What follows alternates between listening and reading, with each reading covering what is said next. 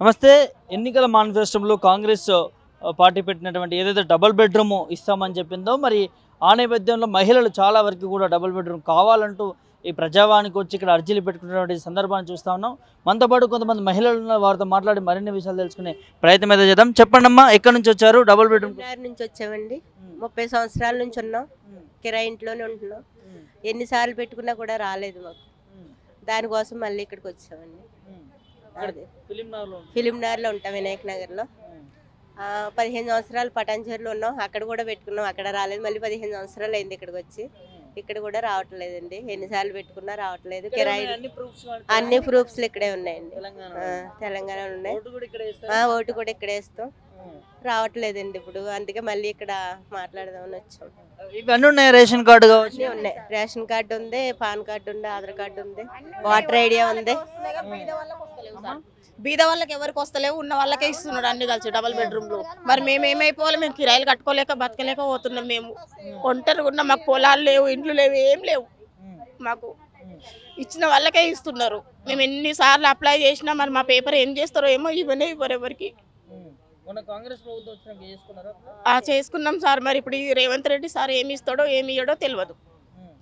కానీ లేని వాళ్ళకి ఎంక్వైరీ చేసి ఇవ్వాలని దయచేసి ధన్యవాదాలు కోరుకుంటున్నా సార్కు. లేని వాళ్ళకి ఇవ్వాలి, ఉన్న వాళ్ళకి ఎవరికి ఇవ్వద్దు. లేదు సార్, ఏమి లేవు. ఇప్పుడు నేను ఒంటరి మహిళని, నాకు భర్త లేడు, నాకు పాప ఉంది, మాకేమి లేవు. మరి మాకు పింఛన్ కూడా ఇవ్వాలని కోరుకుంటున్నా నేను. డబల్ బెడ్రూమ్ కట్టుకున్నాం, మరి మాకు డబల్ బెడ్రూమ్ కూడా ఇవ్వాలి. మేము ఎన్నో కష్టాలు పడి ఒంటరిగా బతకలేకపోతున్నాం సార్. మేము ఇద్దరమే ఉన్నాం, ఆడపిల్లలం. మేము చాలా కష్టాలు పడుతున్నాం. మాకు ఇల్లు లేదు, ఏం లేదు, ఊర్లో కూడా లేదు, ఎక్కడ లేదు.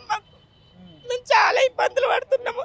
దయచేసి నాకు డబల్ బెడ్రూమ్ అన్ని ఇవ్వాలని కోరుకుంటున్నాను.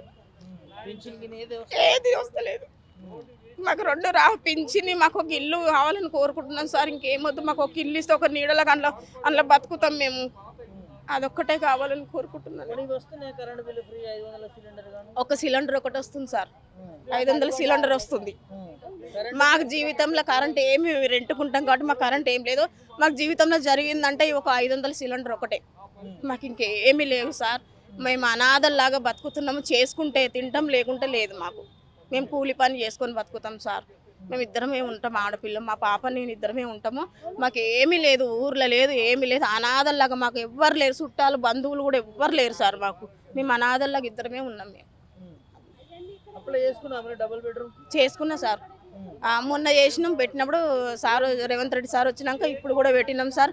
మాకు దయచేసి డబల్ బెడ్రూమ్ ఒకటి కావాలని కోరుకుంటున్నాం సార్. మేము ఎమ్మెల్యేలు ఎంపీలను కూడా ఎవరిని మేము పోయి అడగలేము, మేము చేయలేము. మాకు ఎంక్వైరీకి వస్తే మాత్రం ఇది ఒక్కటి చేయమని, సాయం చేయమని మేము ఆయన కాళ్ళు అయినా పట్టుకుంటే సీఎం సార్ కాళ్ళు. నాకు ఒక డబల్ బెడ్రూమ్ ఒకటి కావాలి సార్. నాకు ఫిలింనగర్ శోభ ఎంఆర్సీ కాలనీ ఉంటా సార్. నేను 20 సంవత్సరాలకి వెళ్ళి అక్కడనే ఉన్నా. రేషన్ కార్డు ఉంది, అవే దొడ్డు బియ్యం తిని బతుకుతున్నాం మేము. మాకు జీతం వస్తే 10,000 వస్తుంది. ఆ 10,000లో కూడా మాకు రూమ్ రెంట్ అవన్నీ పోయి మాకు ఏం డబ్బులు మిగులాయి. ఇప్పుడు మా పాప పెళ్ళికి ఉంది, మా పాప పెళ్లి చేయడానికి కూడా మాకు రూపాయి లేదు. మేము అనాథల్లాగా ఉన్నాం అంతే సార్. దయచేసి సీఎం సార్కి వేడుకుంటున్నా నేను, నాకు డబల్ బెడ్రూమ్ కావాలనేసి. నా పేరు ఎల్లమ్మ సార్, మేము ఫిలింనగరే సార్. మాకు కంగ వచ్చిందంటే మాకు ఏది లేదు. నాకు 2 కొడుకులు, పెళ్లిళ్ళు చేసినాం, అందరం ఒక్క ఇంట్లోనే ముడుగుతున్నాం. మాకైతే ఇబ్బంది, చాలా ఇబ్బంది. మాకు చేసుకుంటే గతి లేకపోతే లేదు. ఈ వర్షాలు పడుతున్నాయి, పనులు లేక, అన్నానికి లేక మేము చచ్చిపోతున్నాం. మాకు ఏవి 2,500 చేస్తున్నాడు, అవి చేయలేదు, ఇంకా ఏవి రాలేదు. మేము బెడ్రూమ్ కొట్టున్నాం. డబుల్ బెడ్రూమ్ వస్తే మాకు మంచిగా ఉంటుంది.